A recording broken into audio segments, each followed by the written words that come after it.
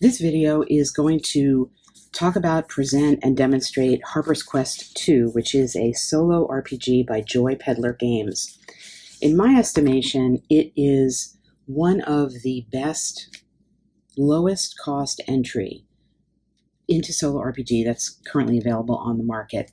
It offers in a slim package and also in a digital form if you prefer, a foundation, a structure, a jumping off point to develop solo stories, which will give you a taste of what it's like to do GM prep as the soloist, as well as enough structure to go to a variety of prompts that are in the rule set itself to start to give you some understanding of how narrative is generated using these types of prompts for solo RPG without being super overwhelming. It also, as you'll see in the video that I'm doing, is robust enough to support the use of other materials that you might bring to it. So some of you watching this video may have a whole library of supplemental RPG materials, and some of you may have nothing. Harper's Quest is going to work with both of those types of players, all of those types of players. And you'll see in the video, while I do try to stick pretty closely to just Harper's Quest and not bring in like 30 other supplements because I want to demonstrate how this can work for beginners, I will bring in a few things, maybe 3 or 4 different supplemental materials to help develop my story. So the video that you're going to see is going to be a combination of a discussion of what Harper's Quest offers and some of the rules, as well as a demonstration of how they can be used with some other supplemental material to flesh out a story and create your own solo RPG. This is great for beginners into this area of the hobby, as well as seasoned soloists who want to get some of those dusty supplements off their shelf and start to actually use them. Interestingly, before you get to character creation, you do your starting out rolls. And these are 6d6 tables that have sort of very general prompts that will help you shape the quest that you're going to do. So we'll just do totally randomly on this table here. Our overall goal will be plunder.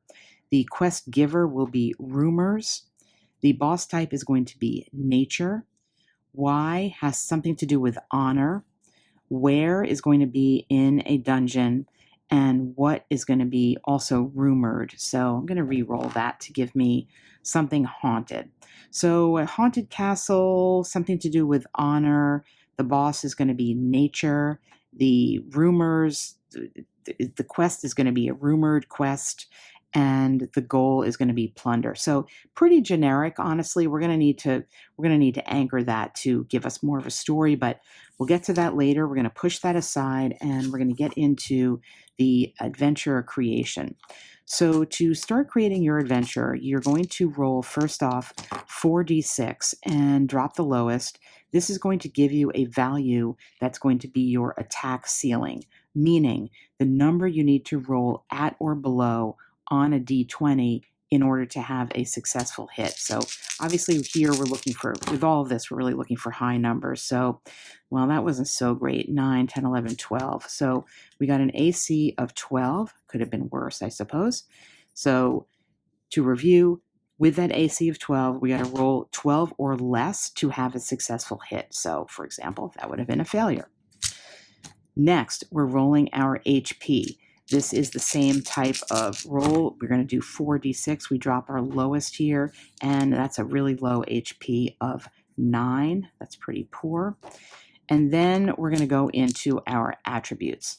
We have 3 attributes: strength, dexterity, and wisdom. We need to roll these with just 3d6, no dropping, no swapping or adjusting. So we're going to get a value between 3 and 18, and we'll just go down the line here. Ooh, we got something good finally. So for our strength, we have a strength of 17. That's awesome. For dexterity, we have, we're rolling better here than we did earlier, which is unfortunate in a way. 11, 12, 13, 14 dexterity. And for our wisdom, and this has to do with magic, we are going to be not as high as I would like at a 12. So our wisdom is a 12. We will get 3d6 times 10 gold or money. So we're going to get 9, 10, 11, 12, 120 gold. We will pick up 2 items for free here. So 2d12 items, 2d12 rolls to get the items. So we will be getting a throwing axe, which is a single-use ranged weapon that does 1d8 damage, and a grappling hook. It will reduce the enemy AC by half for a 1d6 rounds. Requires a successful dexterity roll. Ooh, that's all right. Our dexterity is 14, so that's pretty good. So those are pretty good, 2 good items. So I'll note those down. Throwing axe and a grappling hook. This is giving me a sense that we're like a ranged character, but maybe we do that and then we come in with our melee weapon. So 4 weapons. The bottom line is that they are abstracted as to quality. We need to purchase our weapon. We have 120 gold, and therefore the best item we're going to get is going to be something that is repaired, which costs 100 gold, and it's going to do d6 damage. So that's going to be the most damage we can do right now, regardless of what type of weapon we have. We can roll a d8 to give us a specific type of ranged or melee weapon. I'm not sure that it makes so much of a difference in combat per se. We do have the throwing axe, and we have the grappling hook. So I think maybe I'm going to go with actually a melee weapon. We're going to just take a hammer. So we're going to have well, you know what? Maybe we're pretty strong. We're going to take a mace. And that's going to do d6 damage because it's going to be simply a repaired mace. That's what we get to start. And there our gold then goes down to 20. 4 spells. Everybody gets a distraction spell, which is an unlimited cast spell that we all have. It generates a natural phenomenon like a wind gust, a smoke, or a loud clang, essentially allowing you to escape combat. There's a limited use of spells, so you can only use spells 3 times per day or per area of a dungeon. We get 1 random spell, so we'll roll a d6 for that, and we got an ice blast. Now, the way this works is any casting of a spell is automatically successful. However, depending on what you actually roll, it will depend on how successful it is. So, for example, to cast a spell, we need to take a d20, and we need to roll using our wisdom as the variable.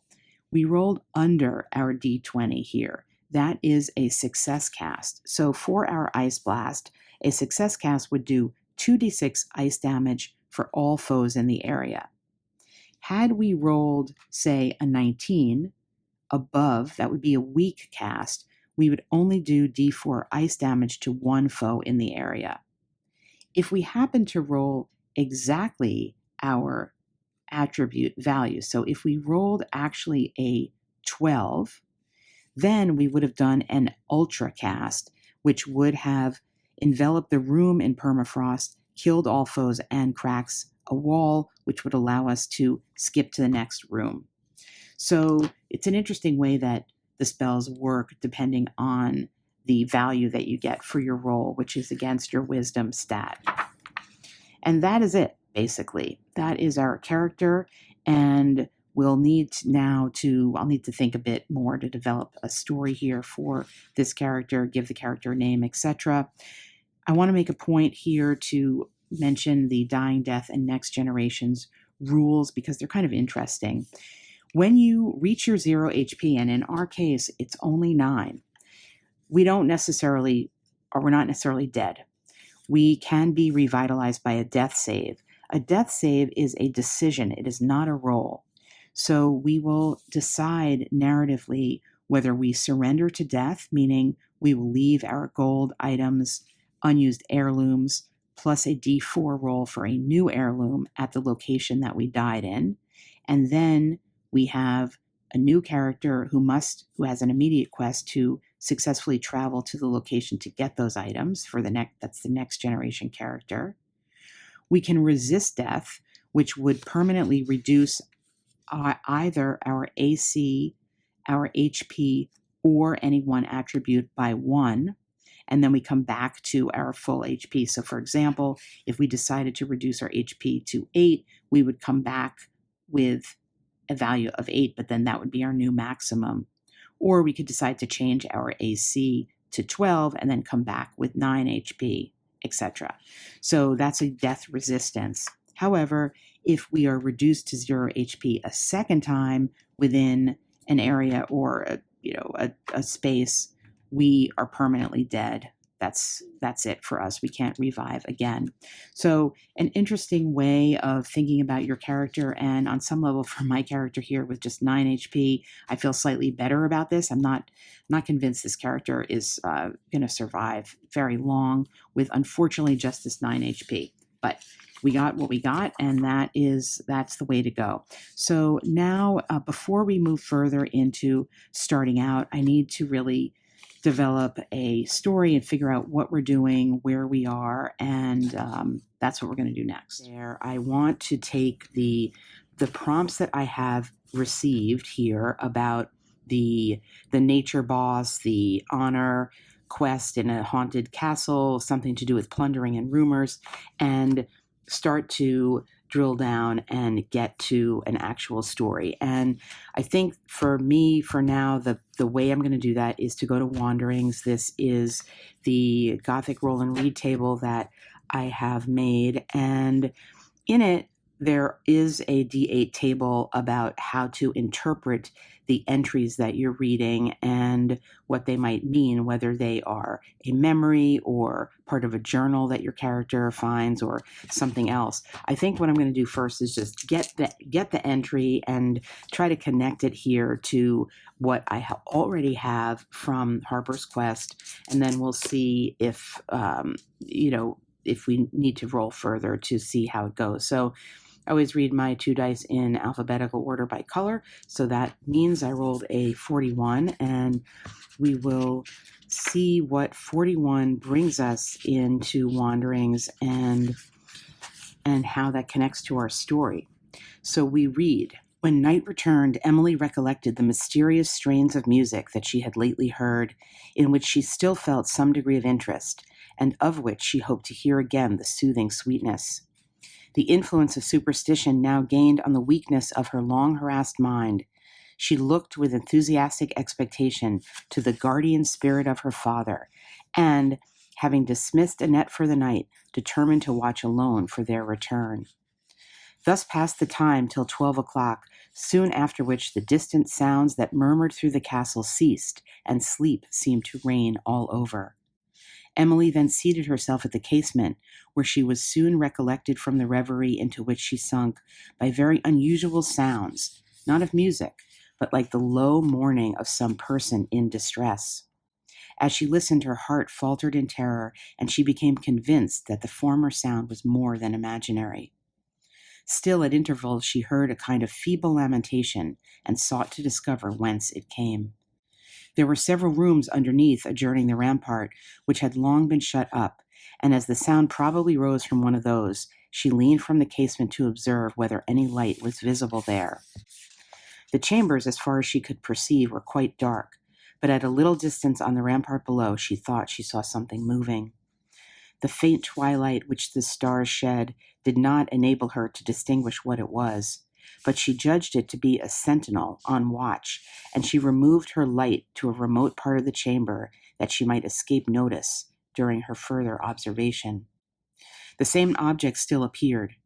Presently it advanced along the rampart toward her window, and then she distinguished something like a human form, but the silence with which it moved convinced her it was no sentinel.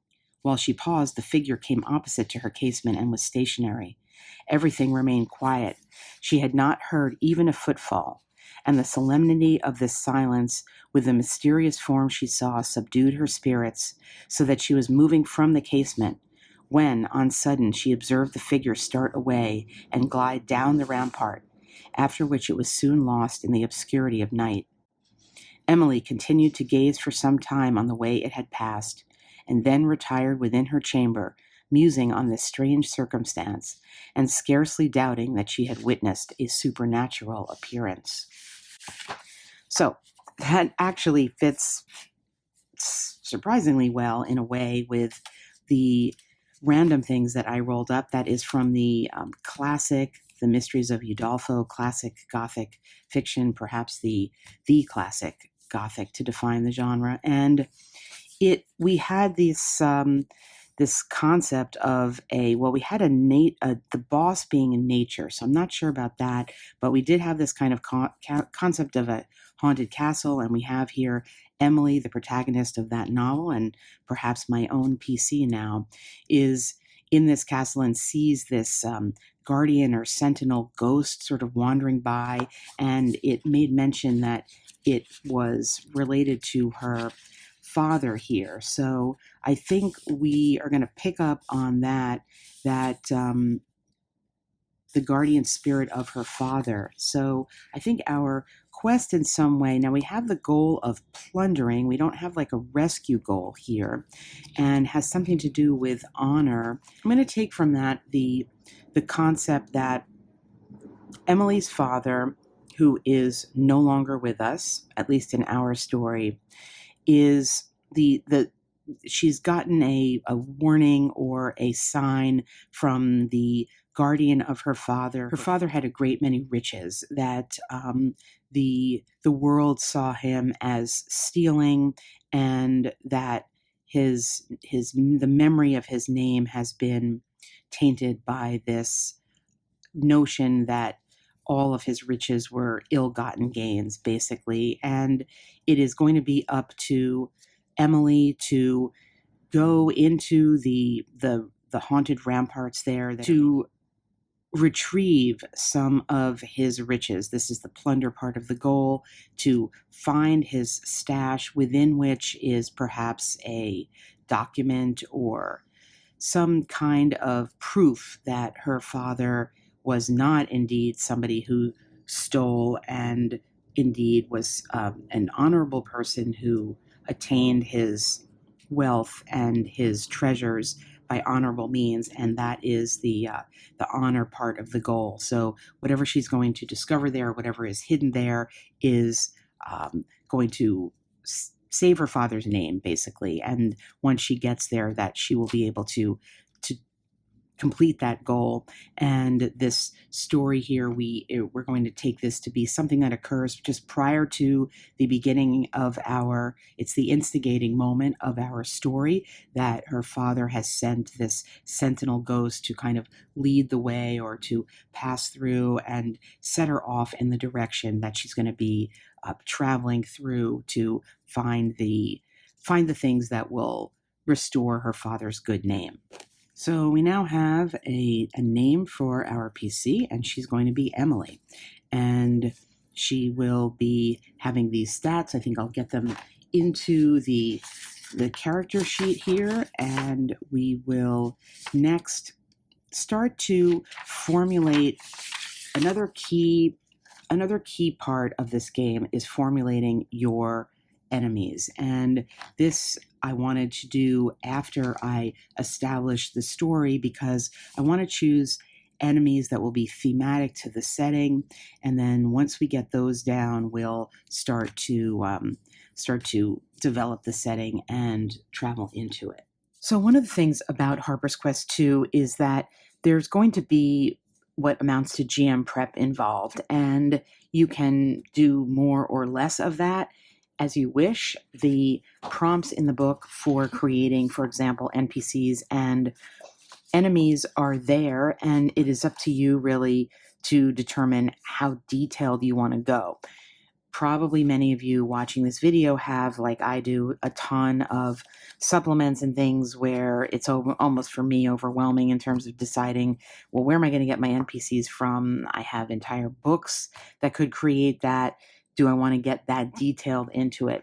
I think for the purposes of this video, because I really want to show the ways in which Harper's Quest with a minimum of text and prompts allows you to go off of this basic set, or this basic foundation, What I really want to do is rely as much as I can on what is here in Harper's Quest 2. And so on to the enemies. You are given a framework of essentially 4 kinds of enemies. What I've decided to do is to go to the deck of cards I have from Inkwell Ideas, and I'll put the link down below to all this material. I have a creature deck here, and I have prepared it into 4 different types. So I have 1 boss, and then I have 3 different types of NPCs. And so I've put 6 cards, I've pulled 6 cards into 3 different piles, and I've got a covering card from my often remarked upon about Bicycle Alchemy 1977 England deck that I don't know where you can get this right now, but it's a bicycle deck of cards, and I've divided them into my categories. So the Jack represents the underlings, then I have the warriors, and then I have the elites, and I also have 1 boss card. Now I know what the boss card is. This is just for show, really, because obviously I chose these, so there's not a surprise here.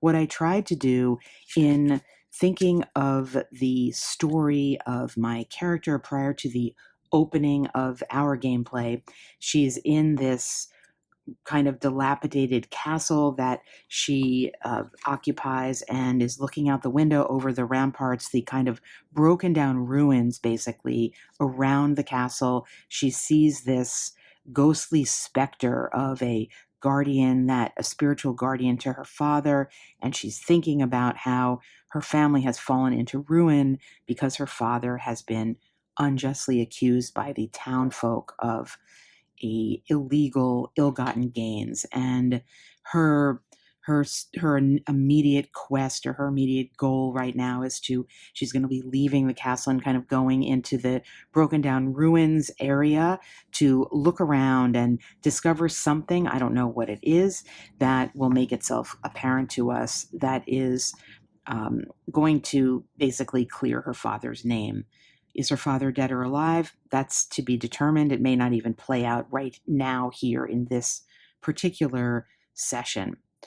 For the environment that she's going to be traveling into, I will be working with the rules here to roll up to see what happens in a room sequence, but I wanted something visual for you for the video, and so I'm going to go to using the layer set of dice that I have here from DungeonMorph, along with the cards that we can use to position our character here. We're not going to do a lot of this. Is going to be Emily, questionable, but I like the mini here. So this is going to be Emily traveling through not necessarily this area, but something that's a little more abstracted. She's kind of in a liminal space. It's broken down ruins, but the concept of the boss being in nature caused me to pull in NPCs for my NPC deck that are kind of nature related. And as I said, I have 6 cards in each pile, so I'll be rolling a d6 after I determine what type of enemy it is. And I'll be rolling from the layer set. For this video, I'm just going to demonstrate two rooms, really, to show how we get started here using these materials. And again, your story would be completely different depending on what materials you use. There are obviously tons of materials out there with ways to generate random dungeons and things. I just wanted to use something with a little bit of a visual appeal. So to start out, we're just going to roll these 2 random dice like this and go to get some suggestions from the accompanying DungeonMorph book. We may or may not use exactly what is in here because we have our own story, but we're going to be at least using this to help us create some of the setting and the place that Emily is in, following along with our own story, following along with the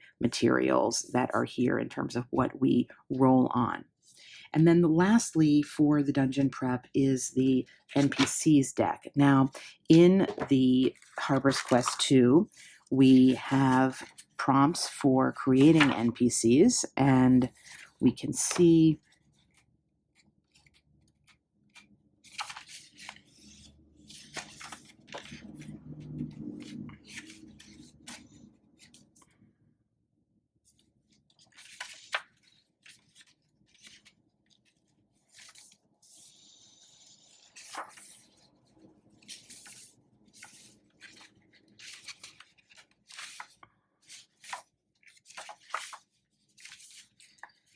the NPC table here for traits and roles, and they give you stats and items. So my deck here is just 20. I'm really just using them for the visual here. I've got, whoops, they're upside down. I've got 20 cards here. We're just going to be taking them for the visual. So when we get to an NPC, I'm going to roll my D20, and let's just say I got a 4. 1, 2, 3, 4.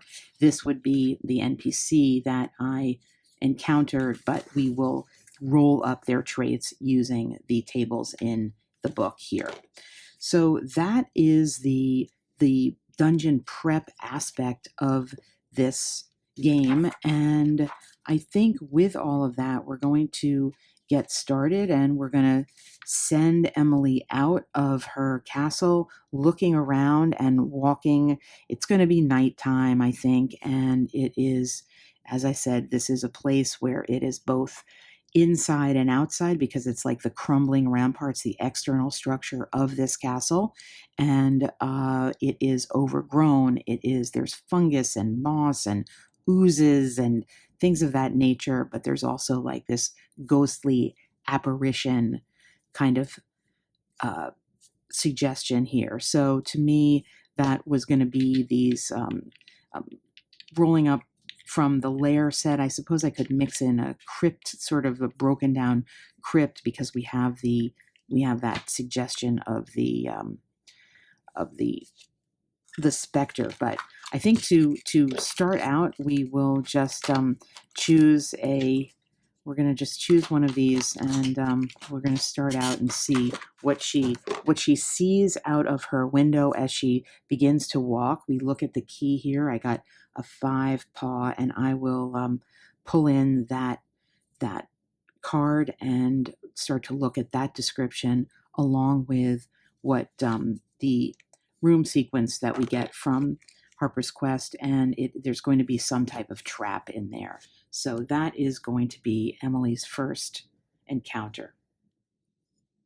Okay, so here's Emily.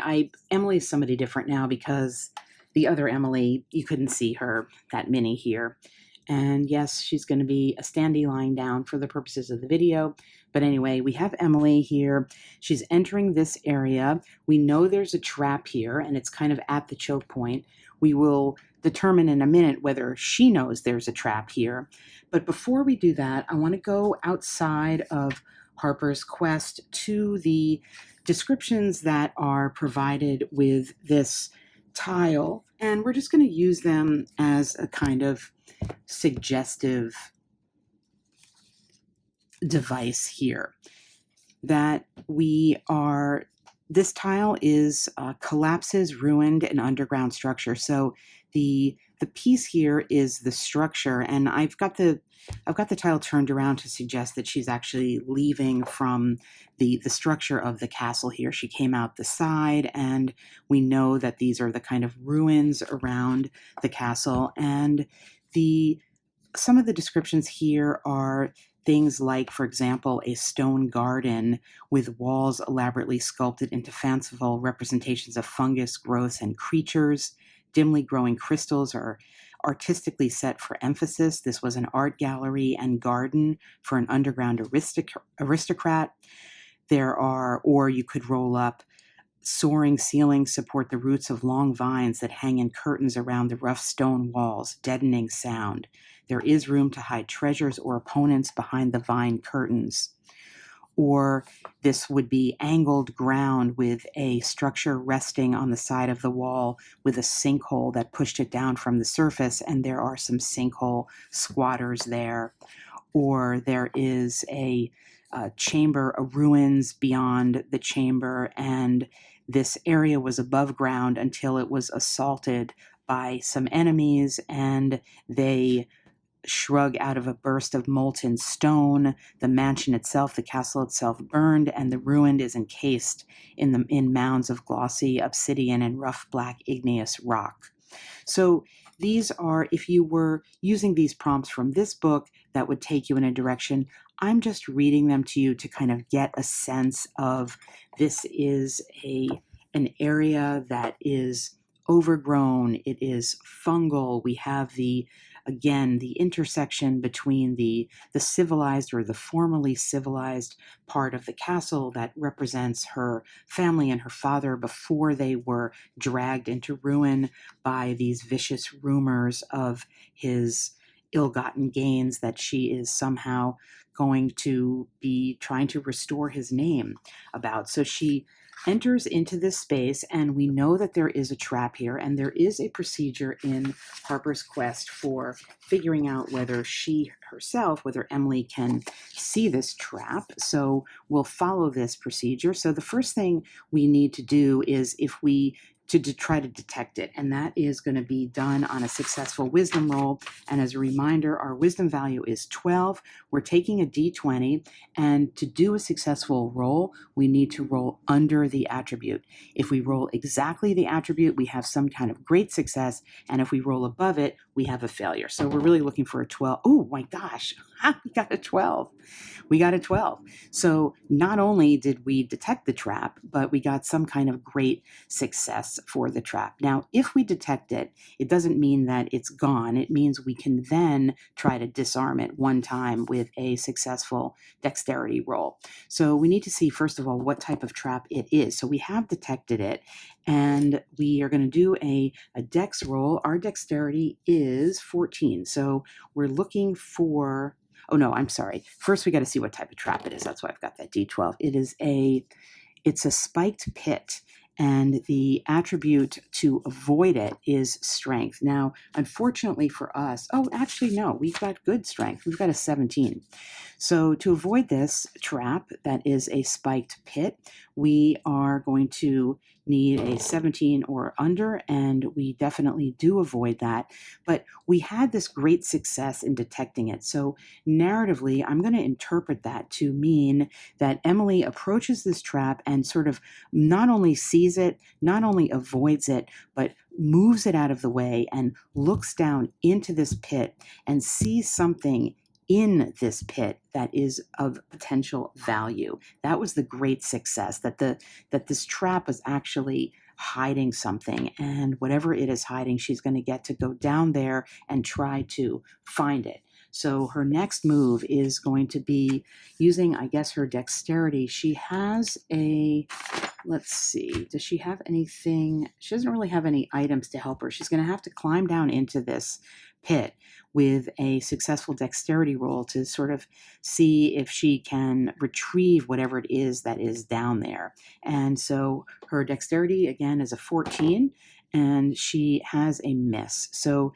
it's not a very bad miss, but it is a miss. So in peering over the trap, in attempting to go down into this pit, she is unsuccessful. She slips a little bit. It wasn't a massive failure. She didn't fall in. She slips a little bit, and then the dirt that she dislodges kind of covers up whatever it is she saw in there. And we know for later point, and I can indicate this somehow, maybe this is the pit now, that there's something there. It's now covered up. She's going to have to try again, or try in a different way to retrieve it, because she wasn't successful in getting down into the pit. Now she's looking around here, and there is a rule in the book that is somewhat both obscurely placed and prominently placed in a way.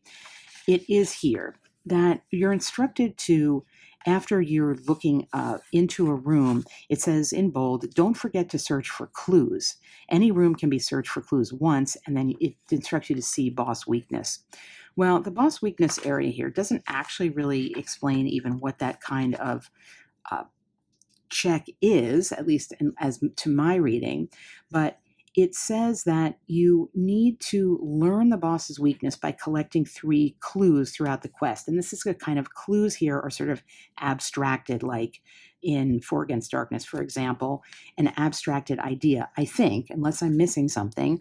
And we can collect clues by convincing NPCs to divulge them or to successfully search a room. And unless I don't see it, you're not specifically instructed as to what value, what attribute is search. I would think it would be wisdom, I guess.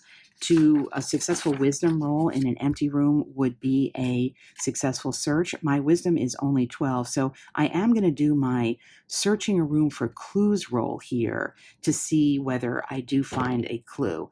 And actually, we did find some type of clue. Now, there is no direction here as to whether you need to, it's just a clue, but for the sake of my story, I'm going to roll on one of these or more of these. Let's get a D100 here and roll a description of a clue, and that we're going to get, so our first clue is going to be 89, and 89 furtive. So clue is furtive, and these clues are meant to tell you something about your boss and give you some benefit there. So I'm going to write down our clues, and as we go, maybe we will bring them into more narrative light. So we did get a clue. We got a clue of furtive. So that's something to do with the boss. And here we are still in this ruinous area. So at this point in the following Harper's Quest 2, we could simply move on to another room. Now, something I did not do at the beginning was to roll 2d6 for the total number of rooms and then add a final room for the boss.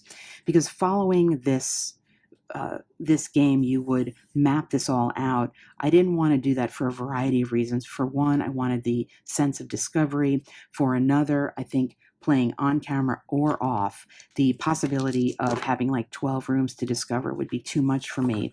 Now that would, in this case, I would have rolled a 5, so there would be 5 rooms here plus 1 for the boss. But I'm interested a little bit more, less in traveling through a map that I build that way and more in being in a place and looking around and letting that determine whether or how we move into another room. So to that end, we're going to go to, so we're in this empty area here. There really isn't an exact prompt for what I'm in, which is this kind of ruin area, but we're going to roll on this room feature and see if what we get makes sense. So we'll roll these 2d6 and we'll call these red and white. So we're going to read red and then white. And we got a 45, which is writing, question mark, writing. So let me give this some thought off camera and we'll see what Emily does from here.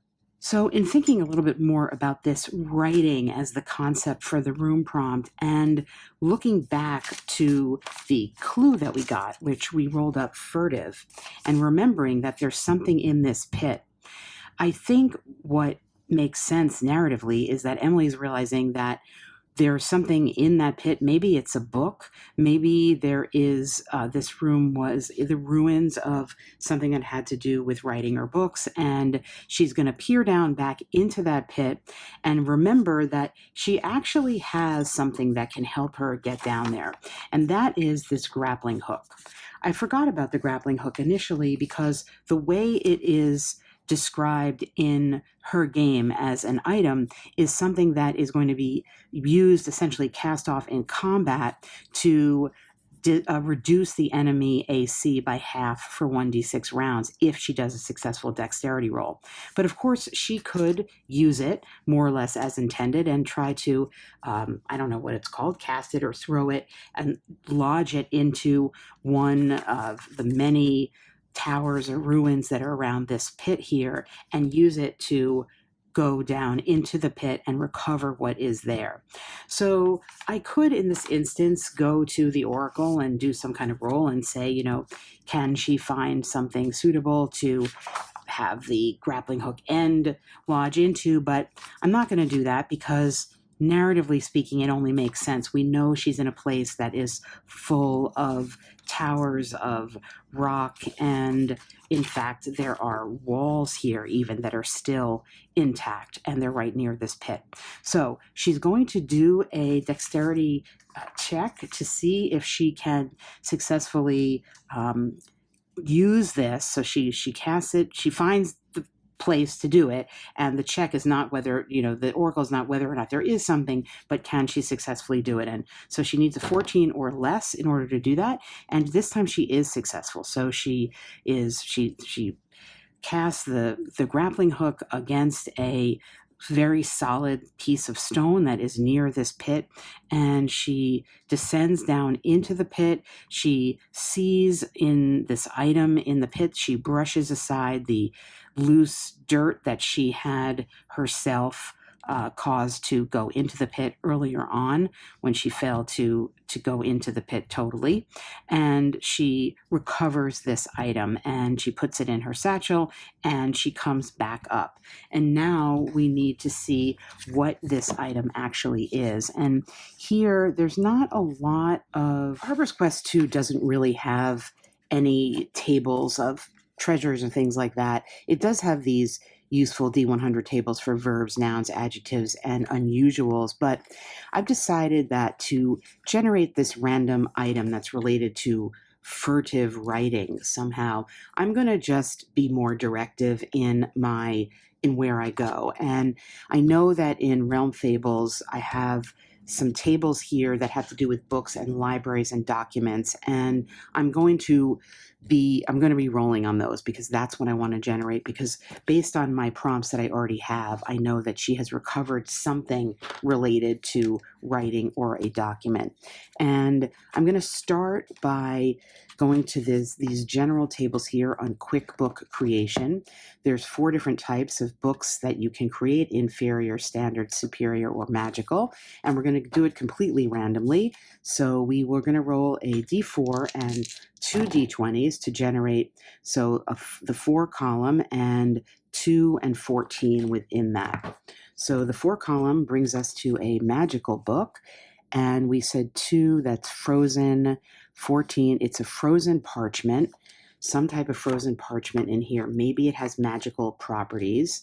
And to get even more specific as to what it is, we will go to, I think the documents section is really what we want here. And we'll roll a d20 on the documents section to see what this frozen parchment is. Oh, there's 2 d20 there. Oh, it is a will entitling the owner to 18 an assassin. It is a will entitling the owner to an assassin. So thematically, I think what this tells me is we know from our backstory that Emily's father is either missing or in hiding. We don't know if he's alive or dead. That this magical parchment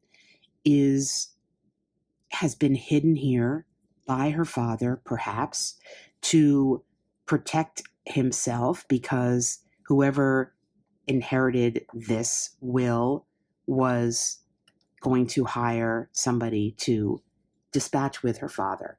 And perhaps her father hid this here as a way of self-protection. It is a sign. We already know that it was a clue. Now, per the Harper's Quest rules, the clues are just to sort of defeat the boss, as it were. And this is constructed as a standard dungeon crawl with a boss. But now at this point, we have our own story, and we're tying these clues into the solving of the problem that we have here, which is to somehow protect her father. And as we also recall, based on the original prompts that we rolled up, our quest had to do with plunder. And the concept of plundering being the goal that would restore her father's honor. This getting this item, this piece of parchment that shows that somebody was hired to assassinate her father, is a quest point, as it were, in Emily's goal to restore her father's name. So all that kind of fits together. So she's going to put this frozen parchment into her inventory. Not sure what's going on with my pencils here.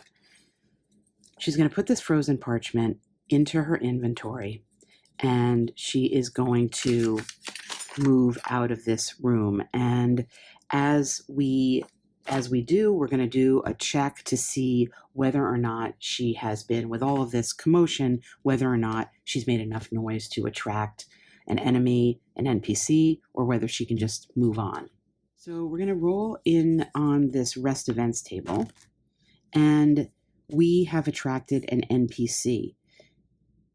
And what this means is we're going to go to, so we've been making some noise basically here, and in so doing, somebody is wandering around. Now, the way I have this set up, as I said earlier in the video, is through this card deck. So I've got a D20 NPCs here, and we will give that a roll and count out 1, 2, 3, 4, 5, 6, 7, 8, 10, 11, 12. This is who is all of a sudden wandering around in the castle. We hear some noise, and we turn around to see this Cola Sewell. She's a half-elf aristocrat. She's a neutral good. And it says here, she's very conscious that she is a symbol. She represents the unity between a human and elven kingdom. She represents the tolerance and peace of those cultures toward each other, a relatively new arrangement, representing the stability of the royal house. Well, so to make this fit into my story, I will say that as she is a symbol, I'm going to call this an apparition, actually. We recall at the beginning of the session that Emily has seen a vision already. It was a guardian of her father, and that is what led her into this area. And this vision that comes to her perhaps is more of a vision of her mother. And in fact, the background of this particular character mentions that the mother tried to marry into the father bloodline for 5 generations before finding a human who would have her as a wife. So it was part of a long-term elven plan to secure peace through the mixed blood. So perhaps this adds on to our story, giving us some reason why her father has been targeted for, well, in this case, now we know she's holding this parchment for assassination, really. That what it is doesn't necessarily have to do with the ill-gotten gains of his riches, but the fact that he took this wife and did attempt a peaceful reckoning between the humans and the elves, and the community was not happy with that. And this puts Emily's story more into the context of her parents' relationship. And perhaps her mother is long gone, we don't know, or perhaps she herself is in hiding as an elf. Perhaps she, with her long life, is just in hiding somewhere. And now this story is starting to unfold, that what Emily is attempting to do in terms of restoring the honor of her father, not only her father, but her family, her parents, has to do with the fact of their marriage and how the community viewed that. And perhaps the fact that she's in this ruined castle, maybe the castle had been assaulted and her parents fled, and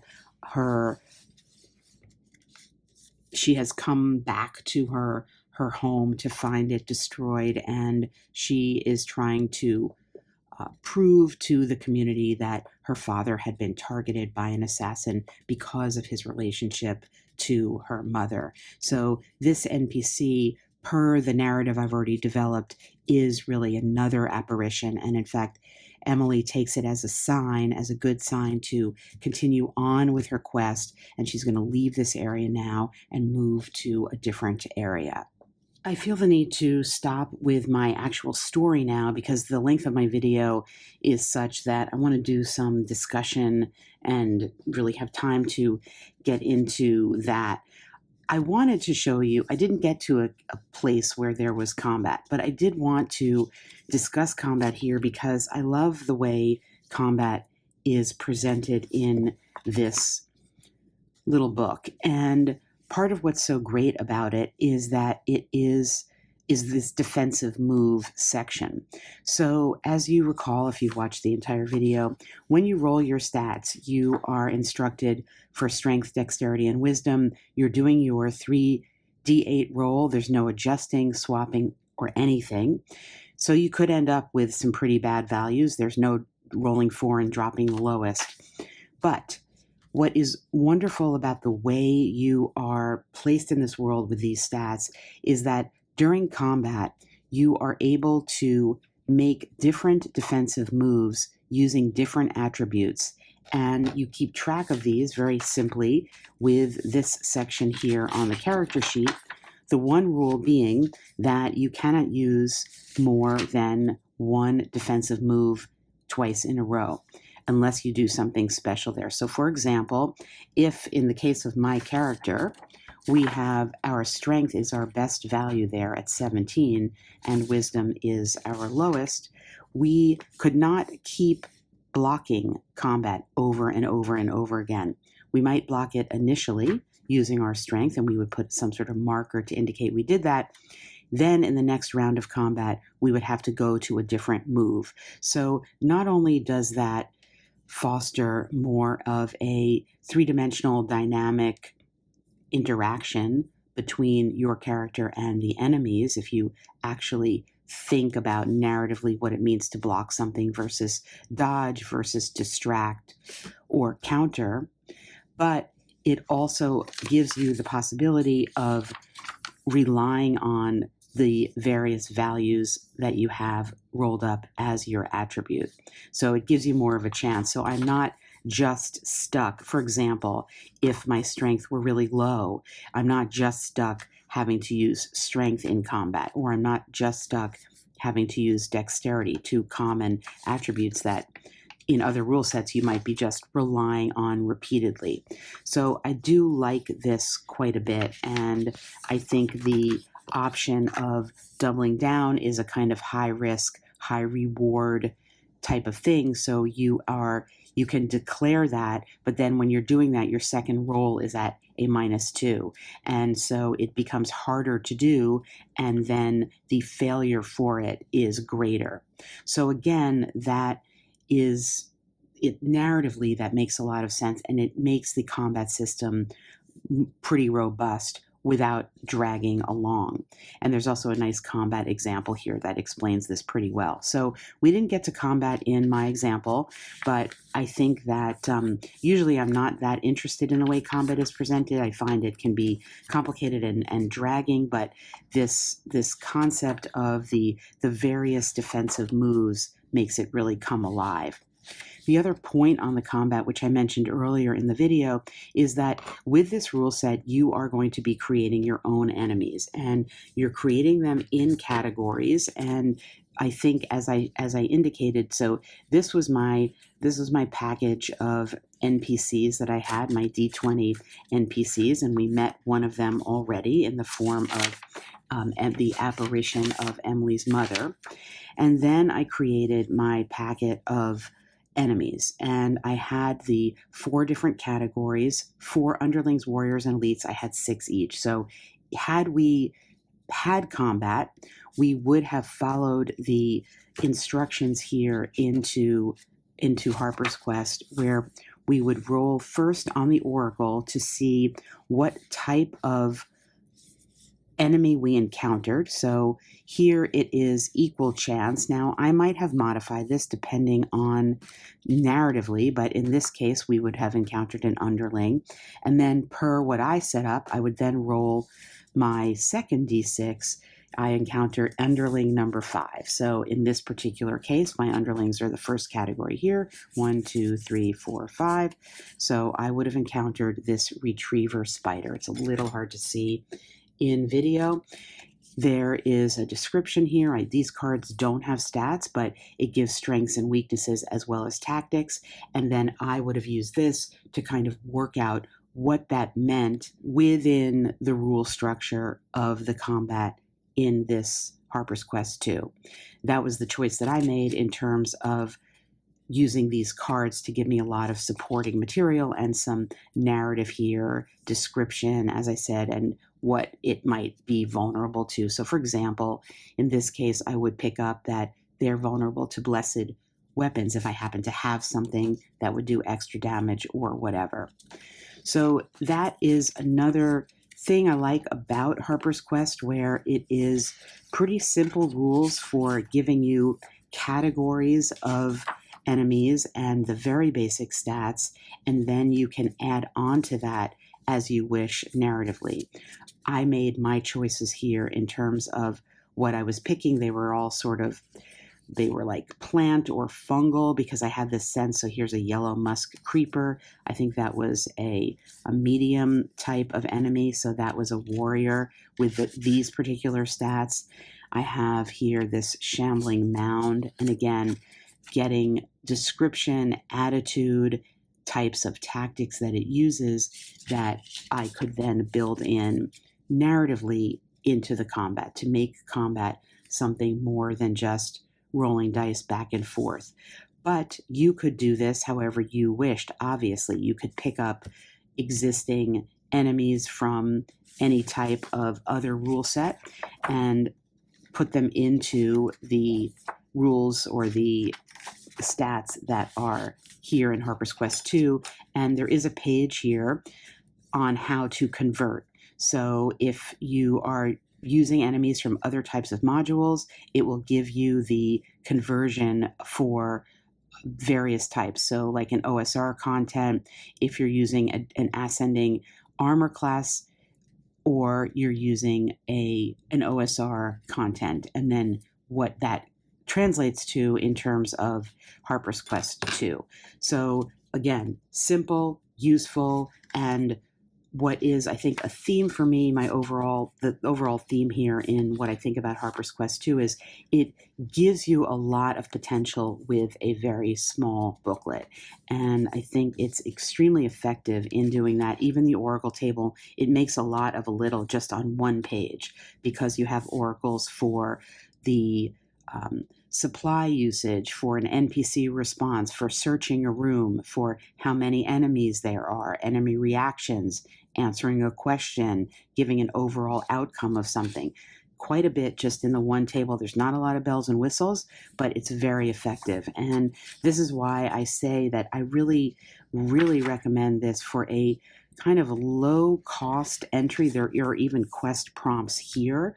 I went outside of Harper's Quest 2 to give my story like its impetus to go, but you could just use these prompts here. There's 12 of them, and there is even its own little setting here, the Lucan Forest, with some rooms, its own boss, and some thematic types of enemies, woodlings, birch elves, and bandit troops that correspond to the 3 different types of enemy structures that you're given.